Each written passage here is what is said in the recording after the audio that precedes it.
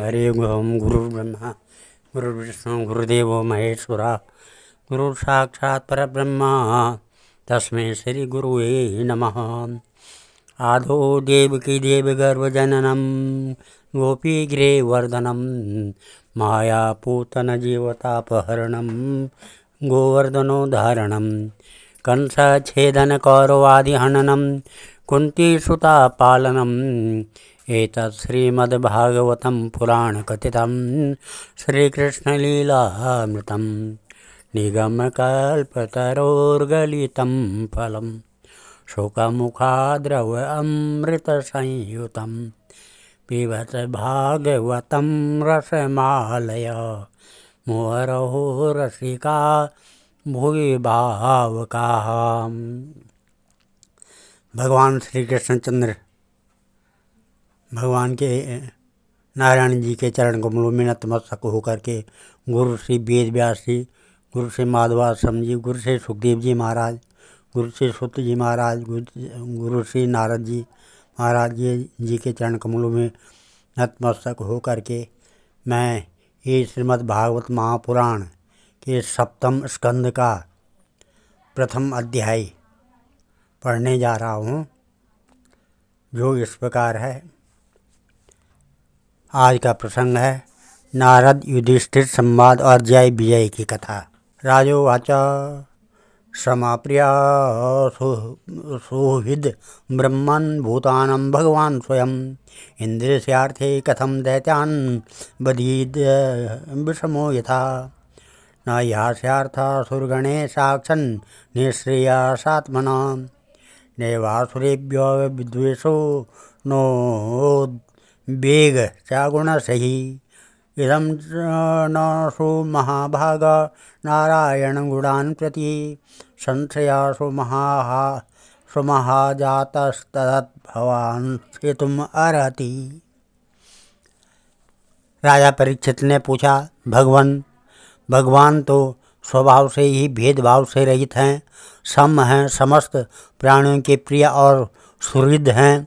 फिर उन्होंने जैसे कोई साधारण मनुष्य भेदभाव से अपने मित्र का पक्ष ले और शत्रुओं का अनिष्ट करे, उसी प्रकार इंद्र के लिए दैत्यों का वध क्यों किया।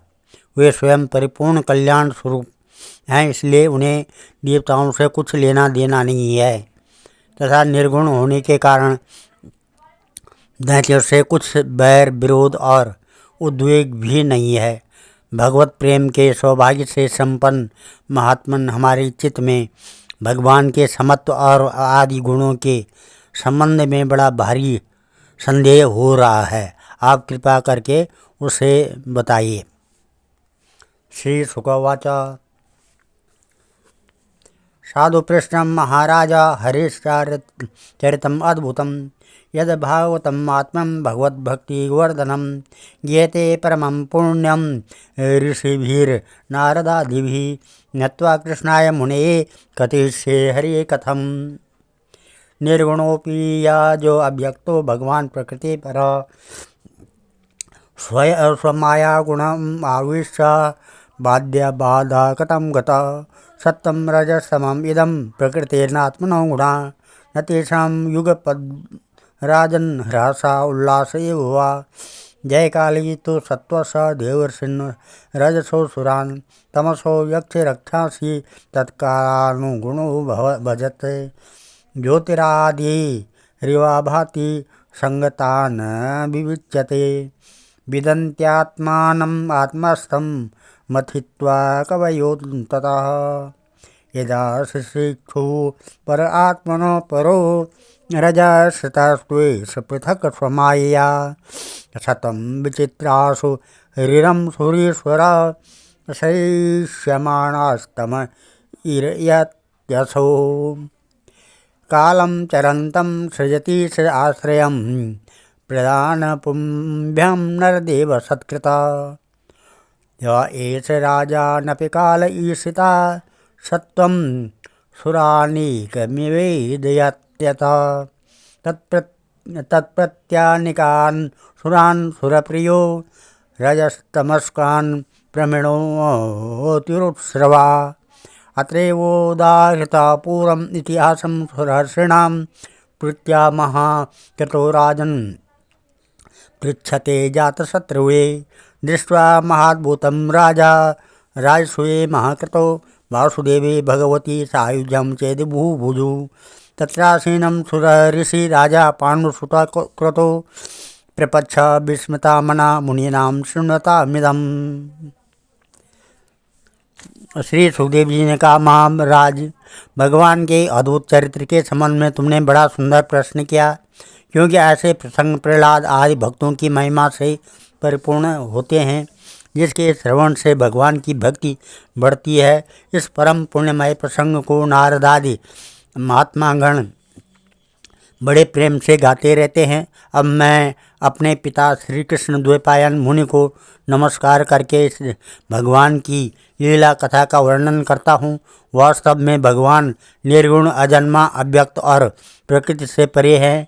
ऐसा होने पर भी अपनी माया के गुणों को स्वीकार करके वे बाध्य बाधक भाव को अर्थात मरने और मारने वाले दोनों के परस्पर विरोधी रूपों को ग्रहण करते हैं।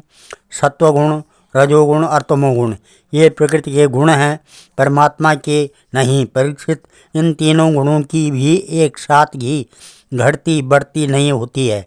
भगवान समय समय के अनुसार गुणों को स्वीकार करते हैं। सत्वगुण की वृद्धि के समय देवता और ऋषियों का, रजोगुण की वृद्धि के समय दैत्यों और तमोगुण की वृद्धि के समय वे यक्ष एवं राक्षसों को अपनाते और उनका अभ्युदय करते हैं। जैसे व्यापक अग्नि, लकड़ी आदि भिन्न भिन्न आश्रयों में रहने पर भी उनसे अलग नहीं जान पड़ती है, परंतु मंथन करने पर वह प्रकट हो जाती है। वैसे ही महात्मा सभी शरीर में रहते हैं, अलग अलग नहीं जान पड़ते हैं, परंतु विचारशील पुरुष हृदय मंथन करके उनके अतिरिक्त सभी वस्तुओं का बाध करके अंततः अपने हृदय में ही अंतर्यामी रूप से उन्हें प्राप्त कर लेते हैं। जब परमेश्वर अपने लिए शरीरों का निर्माण करना चाहते हैं, तब अपनी माया से रजोगुण की अलग सृष्टि करते हैं। जब वे विचित्र योनियों में रमण करना चाहते हैं, तब सत्वगुण की सृष्टि करते हैं, और जब वे शयन करना चाहते हैं, तब तमोगुण को बढ़ा देते हैं। परीक्षित, भगवान सत्य संकल्प हैं। वे ही जगत की उत्पत्ति के निमित्त भूत, प्रकृति और पुरुष के सहकारी एवं आश्रय काल की सृष्टि करते हैं। इसलिए वे काल के अधीन नहीं हैं, काल ही उनके अधीन है। राजन, ये काल स्वरूप ईश्वर जब सत्वगुण की वृद्धि करते हैं, तब सत्वमय देवताओं का बल बढ़ाते हैं, और तभी वे परम यशस्वी देव प्रिय परमात्मा देव विरोधी रजोगुणी एवं तमोगुणी दैत्यों का संहार करते हैं। वस्तुतः वे सम ही हैं। राजन, इस विषय में देवर्षि नारद ने बड़े प्रेम से एक इतिहास कहा था।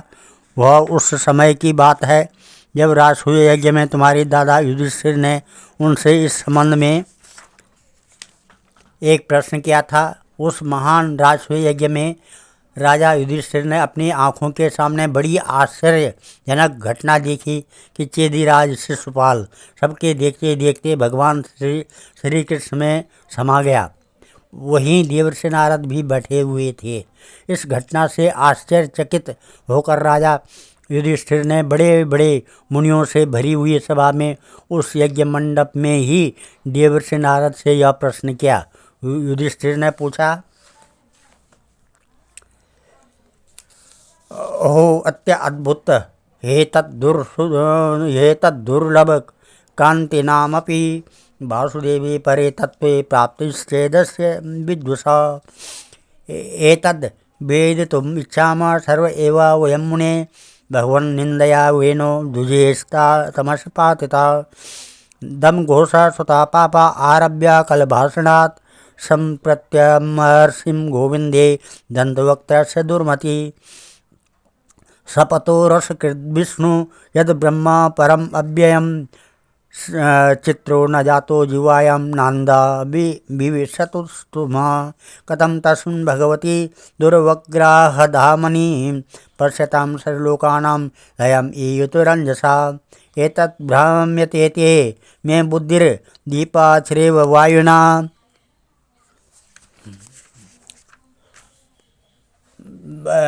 ब्रह्मेत तत् अद्भुतम भगवान तत्र कारणम।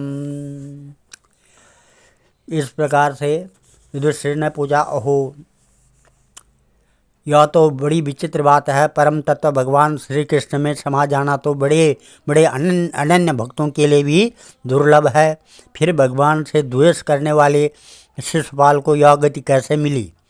नारद जी, इसका रहस्य हम सभी जानना चाहते हैं।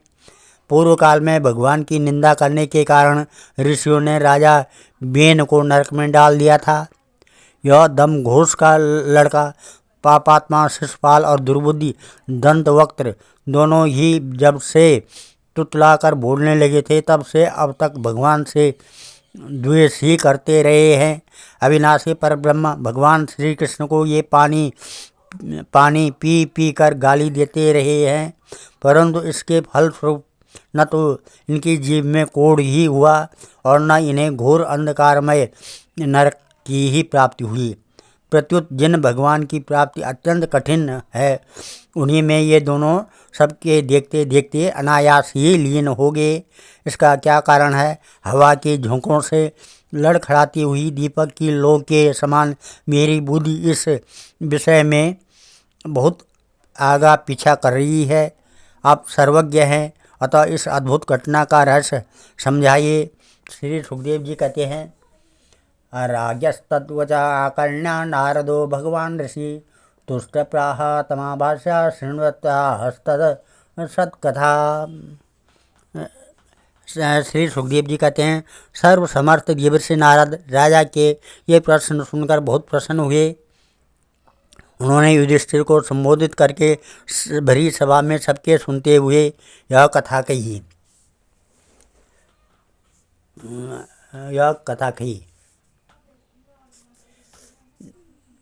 जो इस प्रकार है, निंदनस्तव सत्कारं कारार्थं कलेवरं प्रधान पर्यो राजन विवेकेन कल्पितम हिंसा तदा विमानेन दंडपारुष्योर्यथा वैषम्याहं भूतानां ममाहं यदि पार्थिव यन्निबद्धो अभिमानोऽयं तद्बधात् प्राणिनां बध तथा न यस्य कैवल्याद् अभिमानो अखिलात्मना परस्य दम कर्तु ही हिंसा के नाश कल्पते तस्माद् वैरानुबंधेन निर्भरेण भयेन वा स्नेहेत कामेन वायुंजात कतश्चित् चिन्नेक्षते पृथक् यथा वैरानुबंधेन मर्त्यार्तन्मया मियात् न तथा भक्ति योगेन इति निश्चिता मति कीटपेशस्कृता रुद्ध कुंड्यायां तमनोस्मरं शरम भय योगेन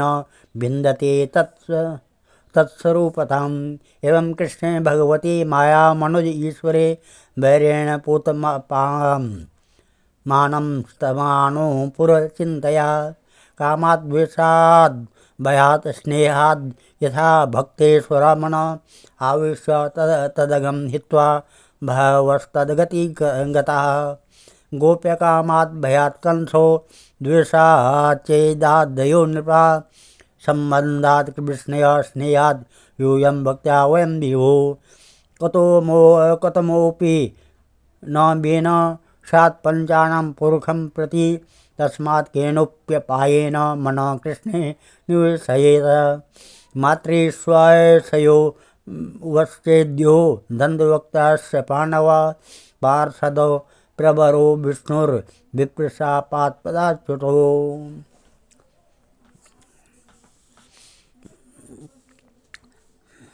नारद जी ने कहा, युधिष्ठिर, निंदा स्तुति सत्कार और तिरस्कार इस शरीर के ही तो होते हैं। इस शरीर की कल्पना प्रकृति और पुरुष का ठीक ठीक विवेक न होने के कारण ही हुई है।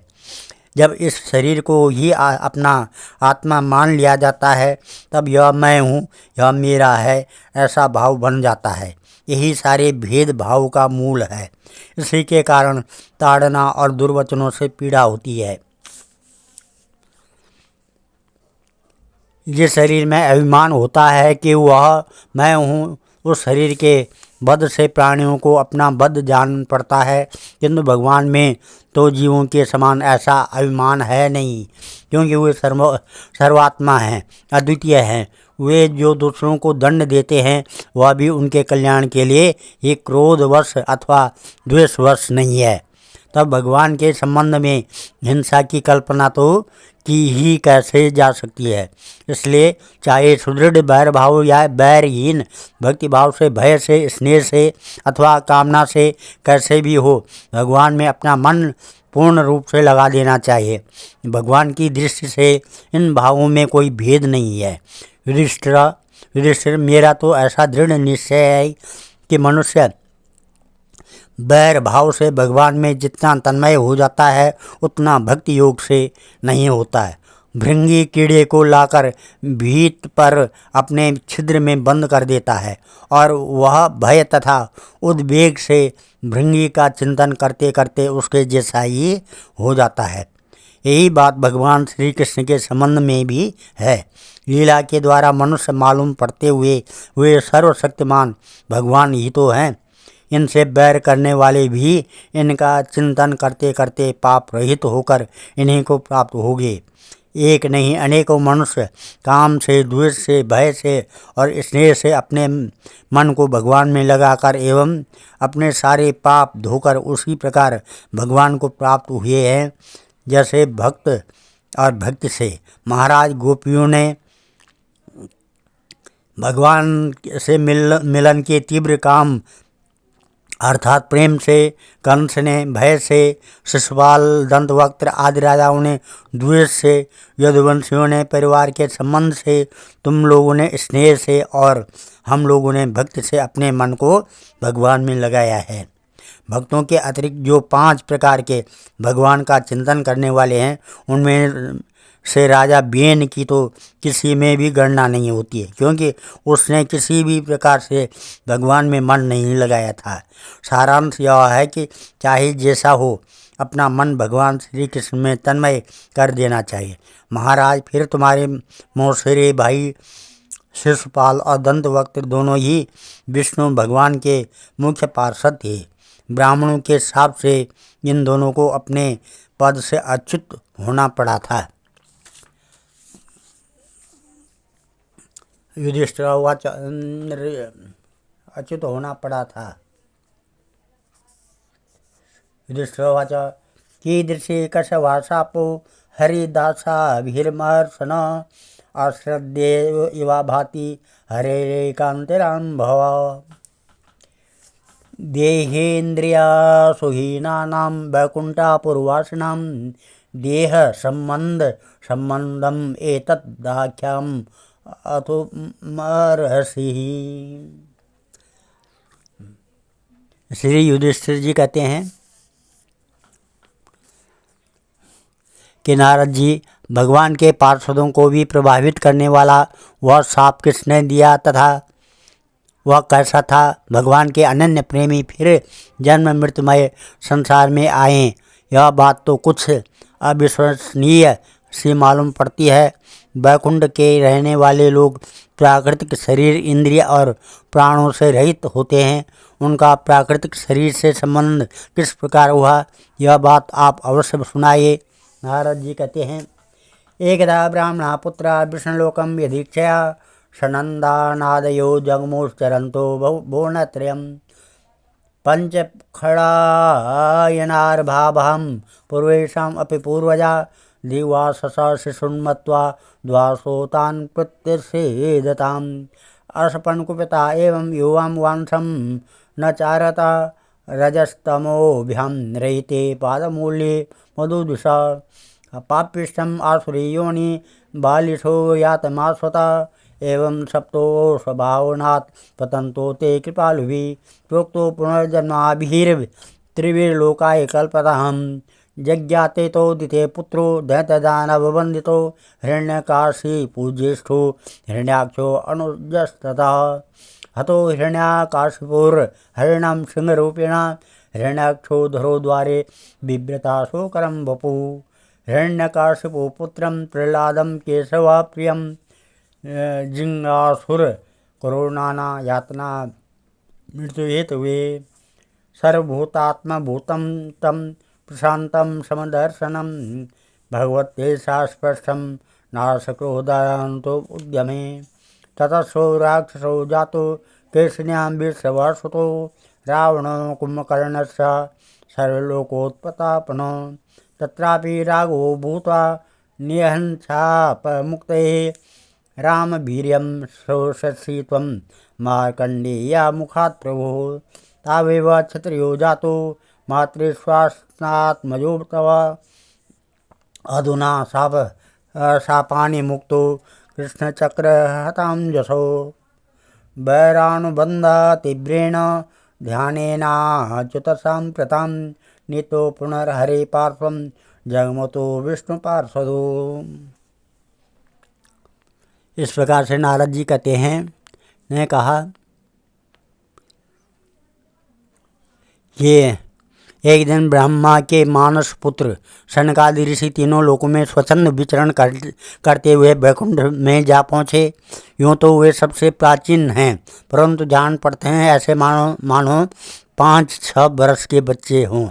वस्त्र भी नहीं पहनते। उन्हें साधारण बालक समझकर द्वारपालों ने उनको भीतर जाने से रोक दिया। इस पर वे क्रोधित से हो गए और उन्होंने द्वारपालों को यह शाप दिया कि मूर्खों, भगवान विष्णु के चरण तो रजोगुण और तमोगुण रहित हैं। तुम दोनों इनके समीप निवास करने योग्य नहीं हो, इसलिए शीघ्र ही तुम यहाँ से पापमयी असुर योनि में जाओ। उनके इस प्रकार शाप देते ही जब वे बैकुंठ से नीचे गिरने लगे, तब उनके पालू महात्माओं ने कहा, अच्छा 3 जन्मों में इस शाप को भोग कर तुम लोग फिर इसी बैकुंठ में आ जाना। युधिष्ठिर वे ही दोनों दिति के पुत्र हुए। उनमें बड़े का नाम हिरण्याकश्यप था और उससे छोटे का नाम हिरण्याक्ष। दैत्य और दानवों के समाज में यही दोनों सर्वश्रेष्ठ थे। विष्णु भगवान ने नरसिंह का रूप धारण करके हिरण्याकश्यप को और पृथ्वी का उद्धार करने के समय वाराह अवतार ग्रहण करके हिरण्याक्ष को मारा।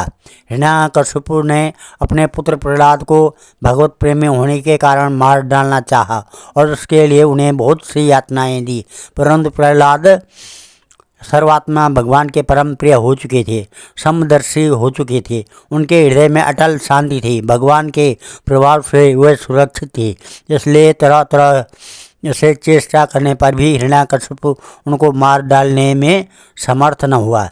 युधिष्ठिर वे ही दोनों विश्रवा मुनि के द्वारा केसनी कैकसी के गर्भ से राक्षसों के रूप में पैदा हुए। उनका नाम था रावण और कुंभकर्ण। उनके उत्पातों से सब लोगों में आग सी लग गई थी। उस समय भी भगवान ने उन्हें शाप से छुड़ाने के लिए राम रूप से उनका वध किया। युधिष्ठिर, मार्कंडेय मुनि के मुख से तुम भगवान श्री राम का चरित्र सुनोगे। वे ही दोनों जय विजय इस जन्म में तुम्हारी मौसी के लड़के शिशुपाल और दंतवक्त्र के रूप में क्षत्रिय कुल में उत्पन्न हुए थे। भगवान श्री कृष्ण के चक्र का स्पर्श प्राप्त हो जाने से उनके सारे पाप नष्ट हो गए और वे सनकादिक के श्राप से मुक्त हो गए। वैर भाव के कारण निरंतर ही वे भगवान श्री कृष्ण का चिंतन किया करते थे। उसी तीव्र तन्मयता के फलस्वरूप वे भगवान को प्राप्त हो गए और पुनः उनके पार्षद होकर उन्हीं के समीप चले गए। युधिष्ठिरवाच विद्वेषोदयते पुत्रे कथामासीन महात्मनि ब्रूहि मे भगवान येन प्रह्लादस्याच्युतात्मनः। युधिष्ठिर ने पूछा, भगवान हिरण्याकश्यप ने अपने स्नेह भाजन पुत्र प्रहलाद से इतना द्वेष क्यों किया? फिर प्रहलाद तो महात्मा थे। साथ ही यह भी बतलाए कि किस साधन से प्रहलाद भगवानमय हो गए। आज हम इस अध्याय को यहीं पर विराम ख़त्म करते हैं और कथा को यहाँ पर विराम देते हैं। कल सप्तम स्कंद का दूसरा अध्याय हिरण्याक्ष वध होने पर हिरण्याकश्यप का अपनी माता और कुटुंबियों को समझाना, ये प्रसंग चलेगा। ओम नमः